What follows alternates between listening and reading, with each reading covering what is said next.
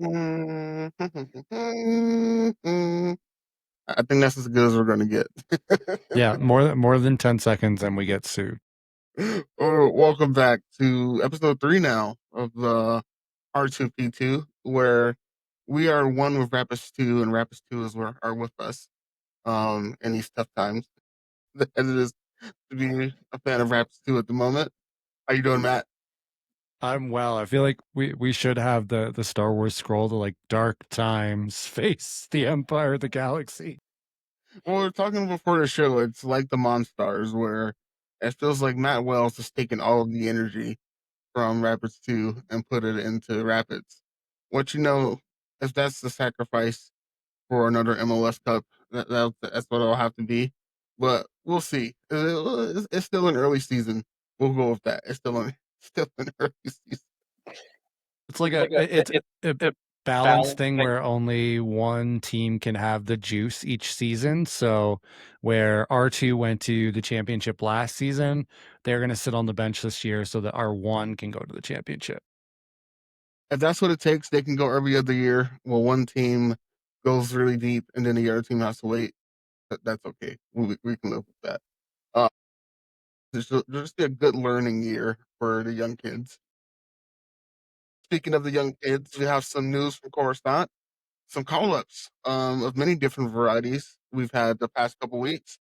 I think the biggest one, the most important, our Rapids 2 midfielder Nathan Chumba, who we discovered on Saturday was born 3 days after the Rapids won their one and only MLS Cup, became the youngest player in history to make his debut for the first team when he came in versus Union Omaha in the Cup or the Open Cup match, which was really exciting, I think, for everyone who's there, whether they're a Rapids 2 fan or not. Yeah, I think. Well, first off, I want to point out the Nathan Chumba being born 3 days after we won the MLS Cup. Like, that's cool. But I want to know what academy player was born 9 months after the Rapids won the MLS Cup, because That's, that's a championship baby right there. that's the question right there. Yeah, Um, the funny part about Nathan, you remember Keith and I were in the press box. A couple of the guys who hadn't seen Nathan in person before saw the players warming up by the corner flag, and they're like, "Which one's Nathan?" And Keith's like, "The biggest boy, the 15-year-old I've said of it the MLS players." numerous Yeah, occasions in that press box. He's a big kid. There's not many 15-year-olds, especially in football, that are 6'3". You'll see it in basketball because you'll see like the 6'3" kid playing on the eighth grade team. In those situations, I don't know. I would take my kid off the court. Like it's not happening. Go play another sport. But yeah, he's a big guy. Didn't get to see a whole lot from him. He only had about 10 minutes, 10 or so minutes, I think it was. But Coach Wells was talking about it after the game. He said it's a good experience for him. He just talked to him after the match about keeping a level head about it. Like, don't think you're just because you're here this week that you're going to be here next week, and then you're going to get a hat trick the week after that, and then you're going to be first team regular. He said it's just good for them to get the experience, and hopefully it inspires more of the kids to be able to do the same. yeah, I thought that was a pretty cool point that Wells made. That take this experience and store it like you're a camel and work off of that until the next time you get called up, which could be tomorrow or a year from now. I thought that was a cool footballing lesson to hear from the gaffer. Yeah, I feel like it's been months since he's been with Rapids too because he's gone again. Because now he's down in Miami at the 2026 Vertex Cup. Bringing a friend along with him, Academy player Alex Fernandez is going to represent the U16s there as well. So they'll be there from now until I think it was the 23rd, where they'll play 3 matches: one against England, one against Mexico, and one against Argentina. Um, they're actually one of 4 teams, the Rapids 2, to have 2 players there. There's only 2 other teams that have more. Chicago Fire and Philly Union had 3 each. But just a good sign, I think, of how good the Rapids Academy is that they're regularly able to get players to these tournaments. But yeah, they just got back from the GA Cup, the Generation Adidas Cup. and he gets a first team debut, and now he's jetting right off to Miami for this. Credit to Hernandez Bautista as well, getting called up for that one. Yeah, they could use him. As they are still searching for their first win. Not a loss in the last match. Um, when you draw, um, everyone gets a point, but they did not get that second point still. Still struggling to win that shootout, as they've yet to win one this year. But the end result was there was a 2-2 draw, and they end up losing the shootout 5-3 to St. Louis City 2, which, if we're going for positives, 5-3 on a shootout loss is a lot better than the last one. I don't think they made a single penalty shot in that one. So I guess improvement there. Um I don't know how to explain this match. If you look at the stats, it's a match that R2 had no business being in the match or even being ahead at one point. Let's just look at the stats. I'm calling them the Lou 2 because I think that's sounds nice to me, and they're in the St. Louis City too. But they were up in possession 62-38. They outshot Colorado 18, five of those being on target to seven, only three on target for Rapids 2. Six big chances for St. Louis. They missed four of them, so it could have been worse. Um, according or to the three for Colorado, they only missed one, being the two goals they had on the chances there. Um, 15 corners, 15-0. No corners for Rapids 2 this match. And 45 touches in the opposition box to just 12 for the Rapids, which I think probably came on those two goals combined for touches in the opposition box. It felt like the game plan was to just invite the pressure and then crush them on a counterattack, which they did really well in the first half. They got their two goals on the counterattack, 22nd minute with Copeland, 32nd minute with Captain Phillip. Probably could have been Copeland's goal as well, but he was tackled from behind on what probably should have been a penalty. Donovan didn't score. And then the second half came. Um, from the outset, it seemed like St. Louis City 2 just all gas, no brakes to start the second half. They get their first goal in the 52nd minute. There's a little bit of, I don't know if I want to say back and forth, just St. Louis City 2 wasn't getting more quality chances at that point. I should go down a man, down to 10 men in the 71st. But even after that, it never felt like Colorado was back in the match. They were still all gas, no brakes, I think, getting the better of the chances. Um, until St. Louis City 2 equalizes in the third minute of stoppage time. There's only 1 minute left. They couldn't hold on. They actually almost outright lost the game after that equalizing goal was scored. And just in the second half, it just never felt like Colorado was in it. Just what were your thoughts on the match? I think before we get too into it, it bears being said that Lutu are a very good team. MLS Next Pro this season and historically. So it's not like the Rapids tanked the second half to a bottom tier opponent. The fact that they came out with two goals in the first half, I thought was really surprising. You saw the lineup that Boucher brought out with Captain Phillip up top with Josh Copeland, and then James Cameron shifting back to his old fashioned fullback position versus the YOLO winger he has been playing. And then we saw Ali Fadal get his first start. And then in lieu of Charlie Harper, we saw one of the other youngins, Grant Gilmore, get the center back pairing next to Kai Thomas.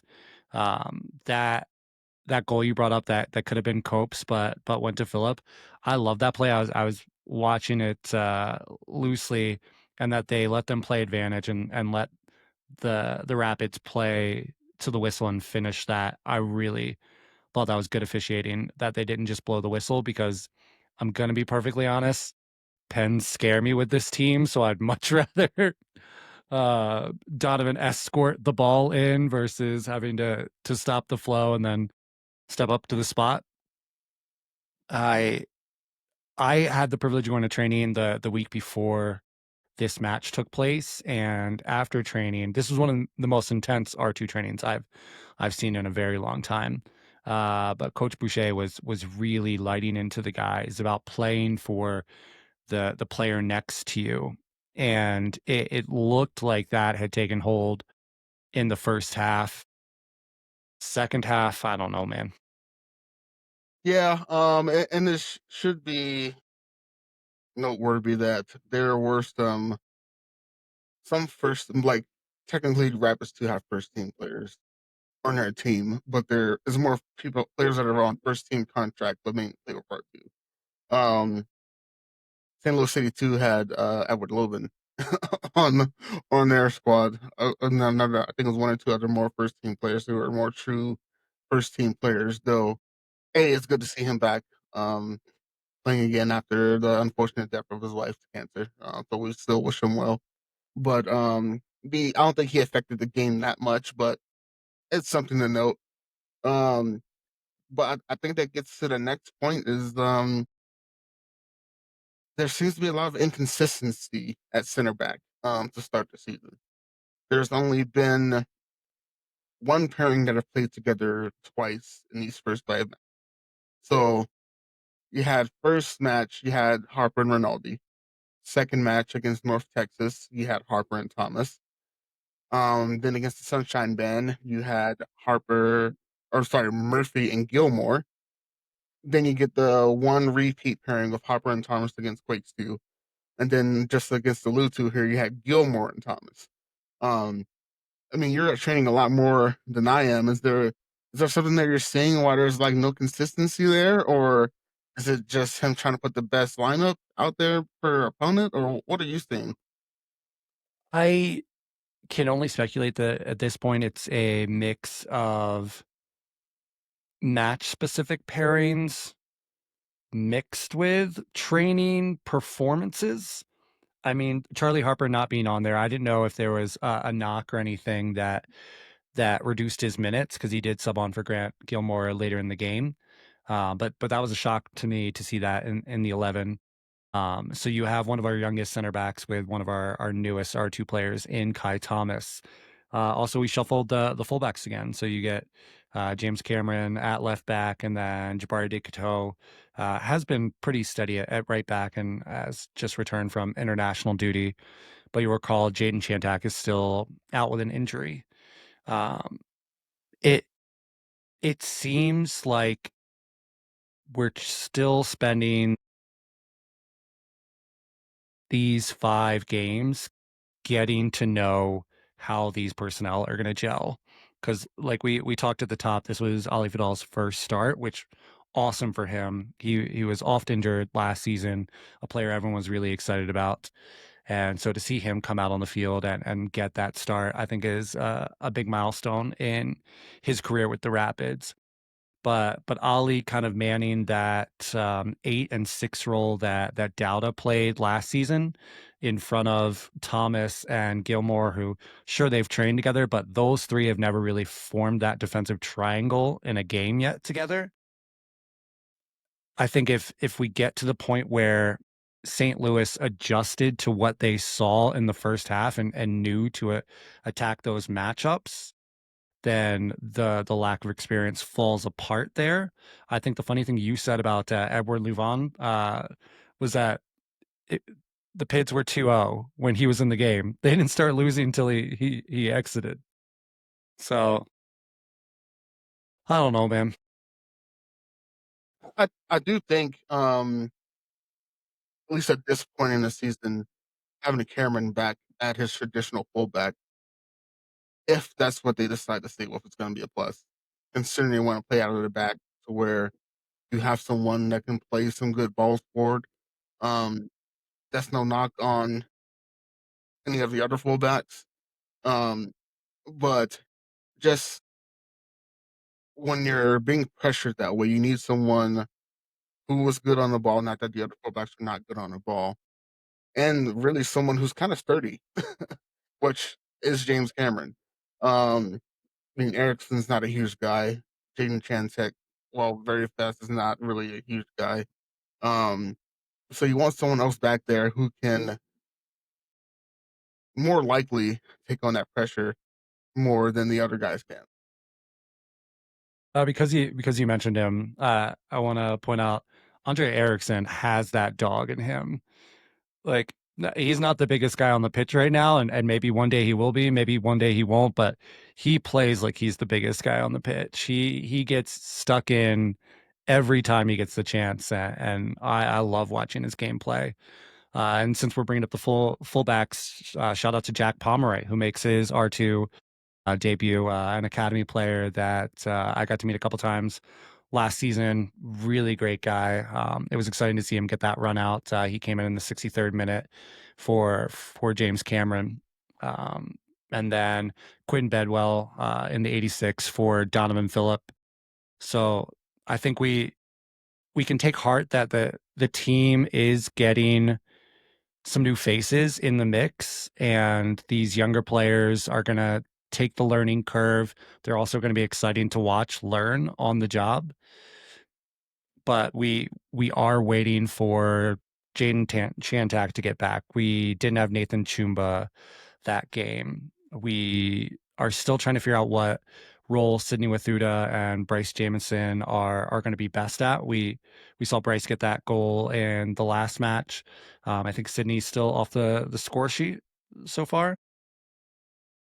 But unless we're getting kind of concurrent play linking up to those wingers, we're kind of shifting back and forth and not getting as much of the play out of the back overlap that I think the system they're trying to learn dictate.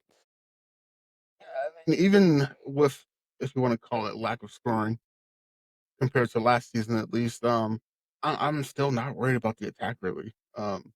Because when they have their moments, I mean, like we saw in the last game, they had three big chances, they only missed one.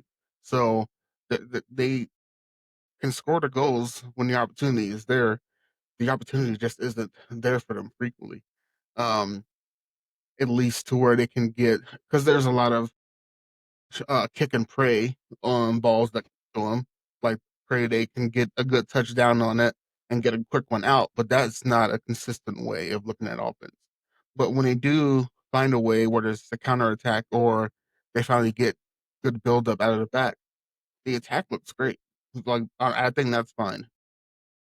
I think it's what it boils down to is there just hasn't been consistency in the defensive third, and some of that has been to injury, some of that has been to call ups, some of that has been to just trying to figure out who the hell he wants to play back there consistently. Um, which is still a young season. They're kind of running out of times where you can say it's a young season. You hope that they figure something out soon. Well, oh, actually, Vincent Rinaldi, what's his story? I haven't. Is he injured? I haven't heard. Yeah, Yeah, so Vinny is dealing with, I believe, knee soreness around tendonitis in his knee. Spoke to him a few weeks ago, and then saw him again. He was watching the Rapids match versus Quakes 2, so he should be close to getting cleared to return. Uh, I think he had mentioned maybe around a 3-week timeline when I talked to him around 3 weeks ago about this specific issue. So that would be a big boon to get back there. I know the Rinaldi and Harper pairing is one that was very stout, and they're both very familiar with each other on the back line. And maybe getting that foundation is what allows them to build out of the back better, allows them to not get called out on the counter when the attack does launch almost all 7 men up into the final third, and we just have 2 back as a safety net. I think when you kind of look at that in NBA terms, there's your half court defense and your fast break defense. I think for sure the best combination is having Harper there, who is absolutely the best at your half court defense.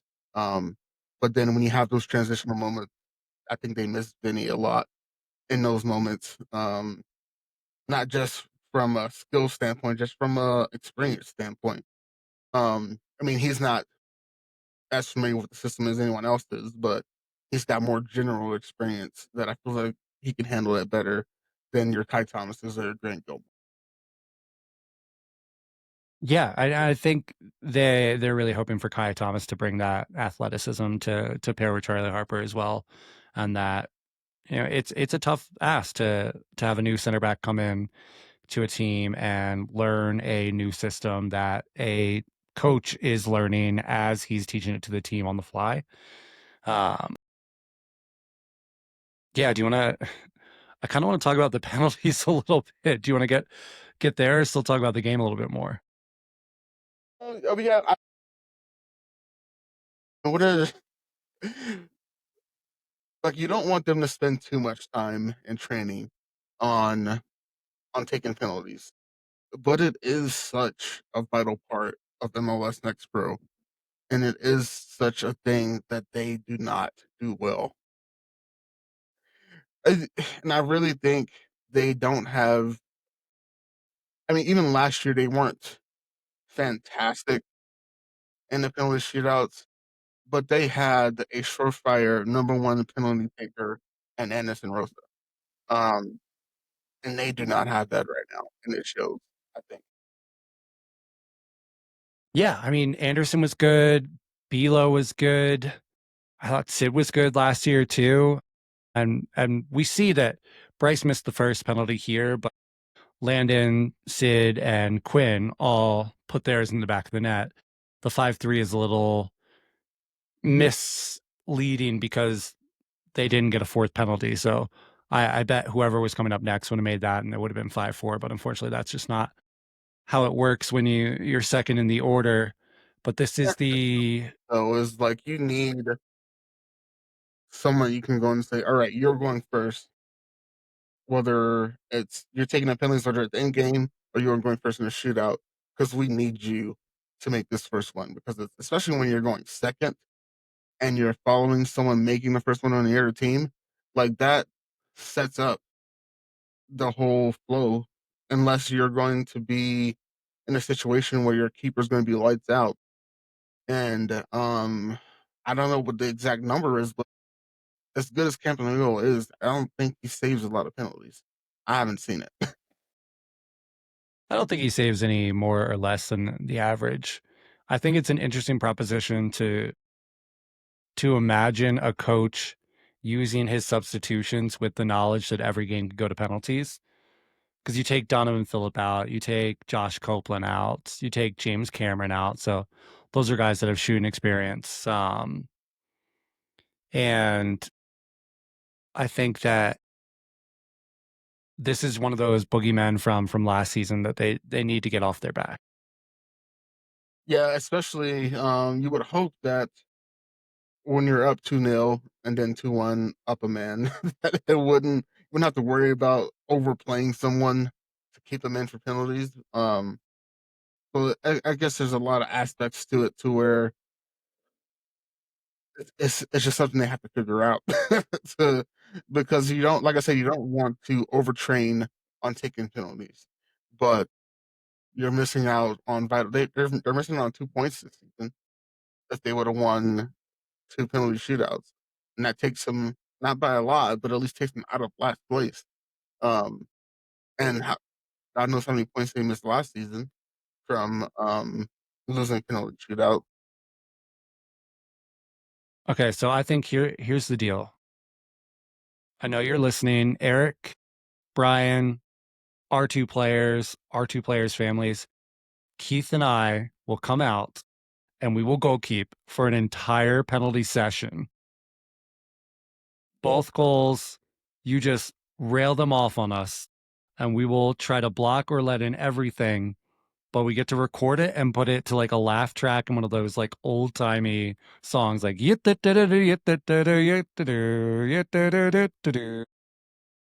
I'm 40 in a few months. I don't know if I can, if I could do that, but I'll find someone else.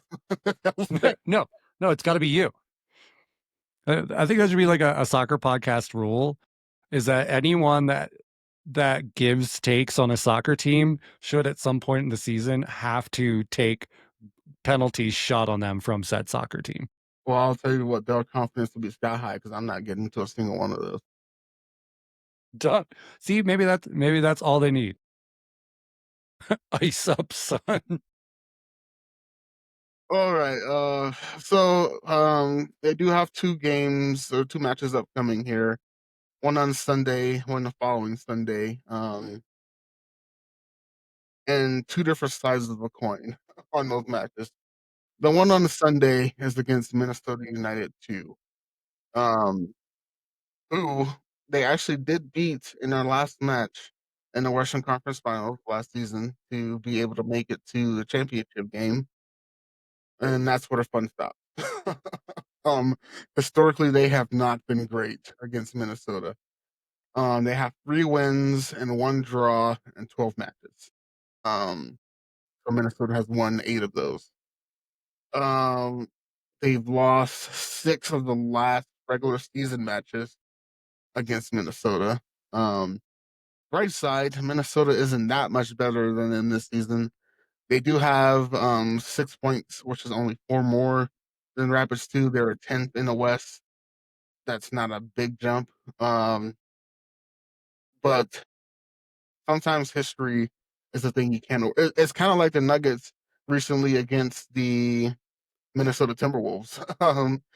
They've just been their boogeyman the last few years. So how are we feeling about that match based on history?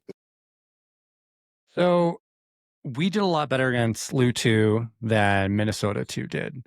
They lost 3-0 to Lu 2, so that's a data point we can use for, like we said, Lu 2 is a good top table MLS 2 team, and Minnesota got blanked. They also lost to Quakes 1-0. We lost 4-1, so there's the other side of the coin on that one. And then I do want to point out as I'm going through these stats that I think Minnesota too has fake players. Have you looked at this lineup? No, I'm just gonna pull it up right now. I'm gonna say these two names and tell me these are real people. Troy Putt and Sam Vigilante. Sam Vigilante. Yeah, these seem like TV names for like a buddy cop comedy. That's like some fake player from like Bundesliga 2 that they're making up that's like 35 years old. Yeah, we're Vigilante. gonna we're gonna see his birth certificate. Sam Vigilante. 21 years old, 5'11, wears the shirt number 95. He's American. And then Troy Putt is from New Zealand. Okay. I bet that's like a common name in New Zealand then. I don't want to make fun of it. He's 5'9, 19 years old. But Sam Vigilante, that's got to be one of the coolest jerseys. Uh, I don't think that's the real one. Um, We're gonna need to meet him post game. Can we ask? So Peter, if you're listening, in addition to all the R2 players, we need to get Sam Vigilante in the mix zone after this match. they have been all close matches. I mean, not counting the Western Conference Final. It was the 2-1 Minnesota, 2-1 Minnesota, 2-0, 1-0, 1-0. The last biggest win, I think, between either side was 2023. They beat Minnesota 4-2, but they also lost to Minnesota 4-1. And now I'm just gonna stop scrolling. The more I look back, the more terrible it is. Oh, those were the lean years, those 2022 matches. I mean, it's not like they're getting blown out by them, so I guess that's something to lean on. But it's just been tough to overcome. Well, I don't want to have to face Pens this week. I think we should just win outright. Yeah. That was interesting. That's a who's who there. You had Yaya Torre, he scored. Yaki had a brace, a penalty, and a score. Looks like almost at the death to equalize. Yosuke Hanya had a goal in that match as well. That's a name we haven't heard in a long time that we're gonna hear in a week and a half. Hopefully, hopefully they don't Sam binds him and not play him. But yeah, Too soon. Too soon. yeah, I can't see who took the and they don't show that. Oh man. And then sorry, I can't get over the names on this team. Latvian Kristers Bite. So they've got Bite, Putt, and Vigilante. Sounds like a Luis Suarez horror show. All right, let's. So I apologize for taking this one off the rails. I'm a child and I can't see funny names and not go off on them. All right, I how do think you think this one's gonna end? I think since they're gonna go back to DU and maybe that'll be a more intimate place. They won a lot of games there last season.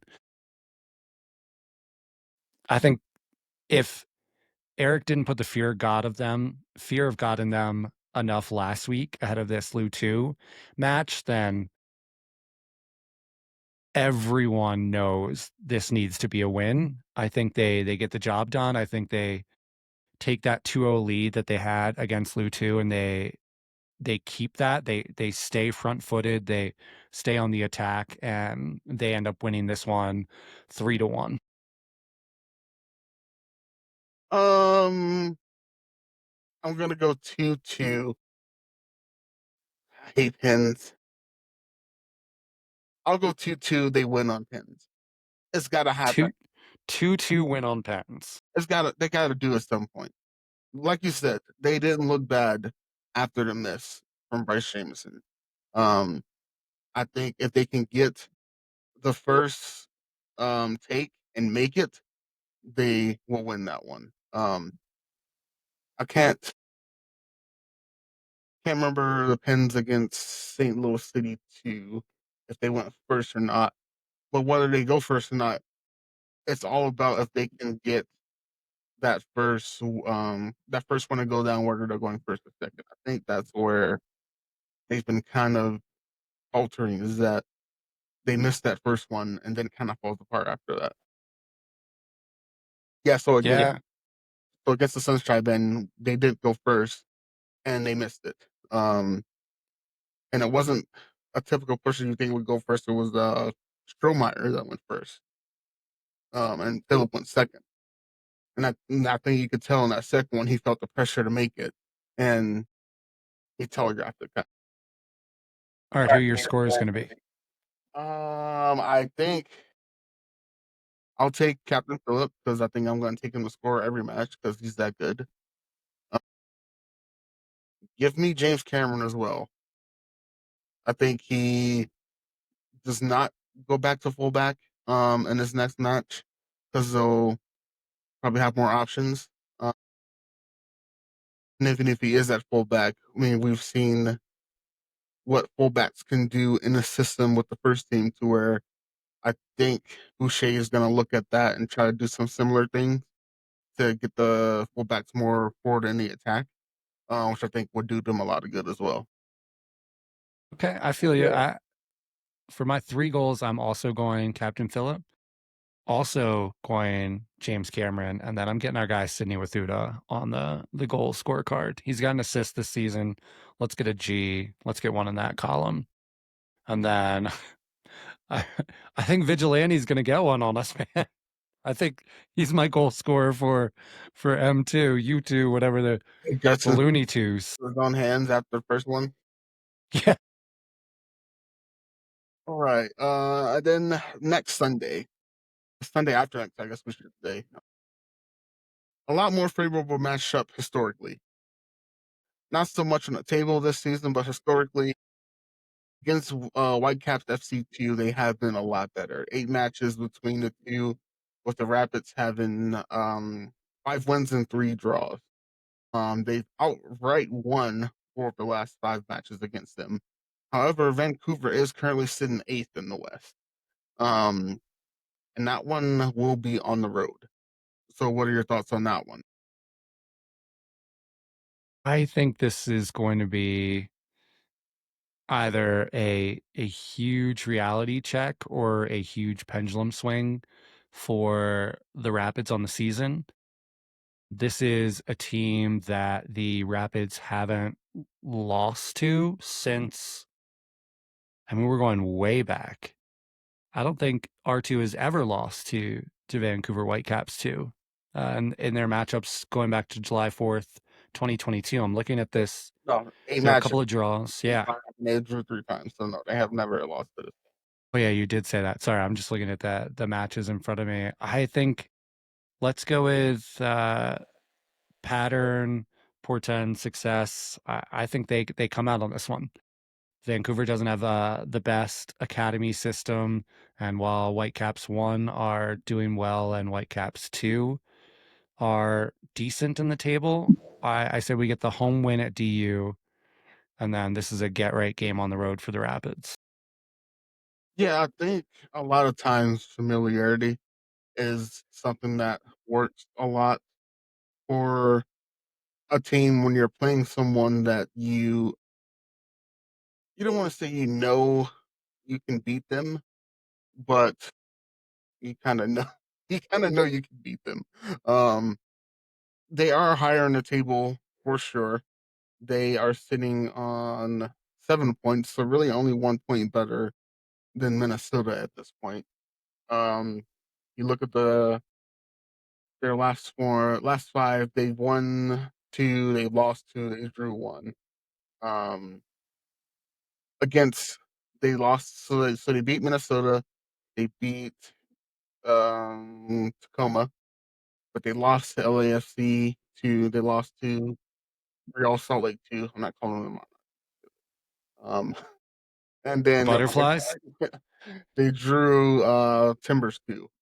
Um, which are teams that let's see, Minnesota and Tacoma and Portland are below them. Um, SLC2 and actually every team was below them except for the Monarchs. So I think they are a beatable team. I don't think it should be someone that Raptors 2 are afraid of. I think for sure if they don't win against Minnesota, they are gonna win on the 26th. I think if they do win against Minnesota, I still think they're gonna win on the 26th just because once you get that first win in you, then I think they can knock off a little streak here to maybe get themselves up the standings a little bit. Wouldn't that be the thing? They just go 0-5 and then run the table after that? We're not going to see any more draws. Not going to see any more pens. Just absolute dominance. It clicks in. Yeah, I'm trying to look at their head-to-head history here. So, I mean, there's some promise there. Actually, the first three draws came in, or so no, so two of the first three matches were draws, and then they had that one last season where I think that was the Bilo game where he got kicked in the face and got his tooth messed up, if I But yeah, remember correctly. Um, but there's promising results here. There's a 6-2 in there from 2023, and you got 3-2, 2-1, 3-2 on the other ones. It typically is a game that they play them well and score multiple goals, and I think that's something that they can bank on history repeating itself in that one.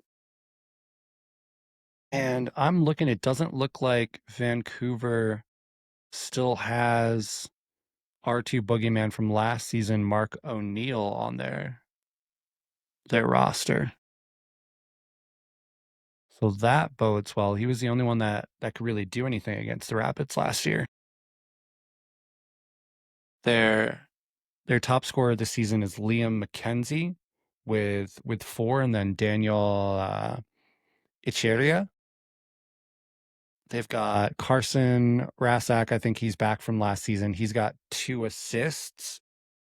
So they're not exactly prolific up in Vancouver.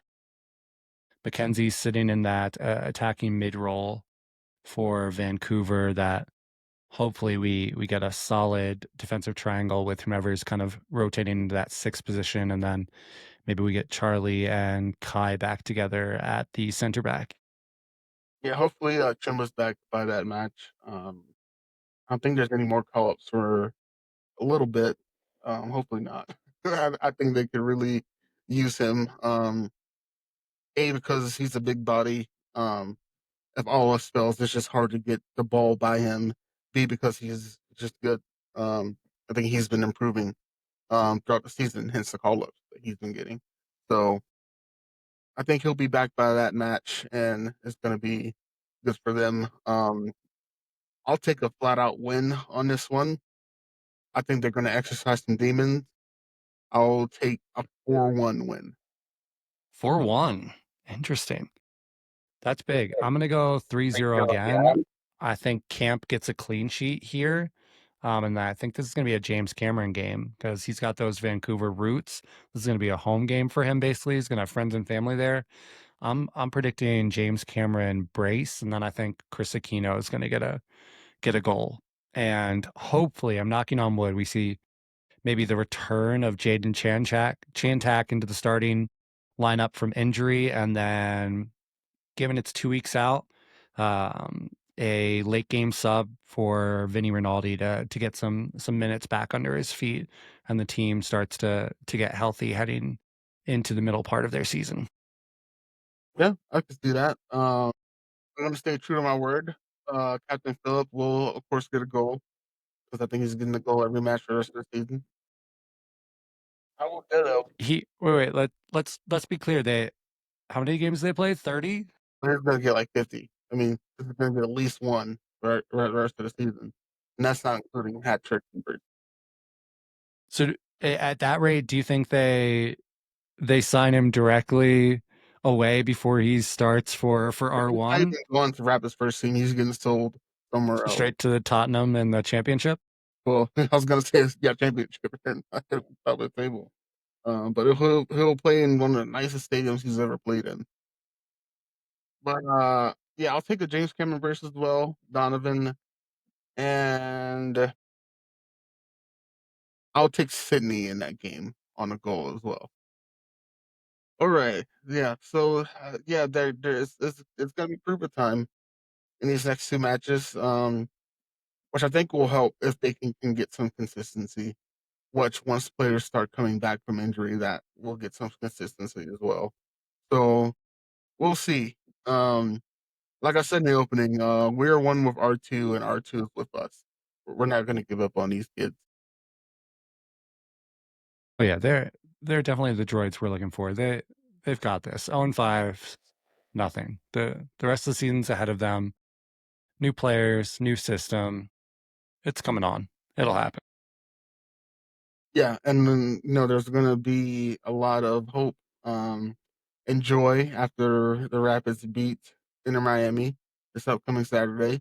So there's going to be a boost from that. So it's going to be happy trails from here on out. Yeah, word on the street is that Messi's going to be at DU watching this game on Sunday to learn how to really play. He's going to be maybe thinking about getting out of Miami. So if we could get him on a minimum with R2. With new R2 assistant coach Javier Mascaroni. Yeah, that's the personal reason he had.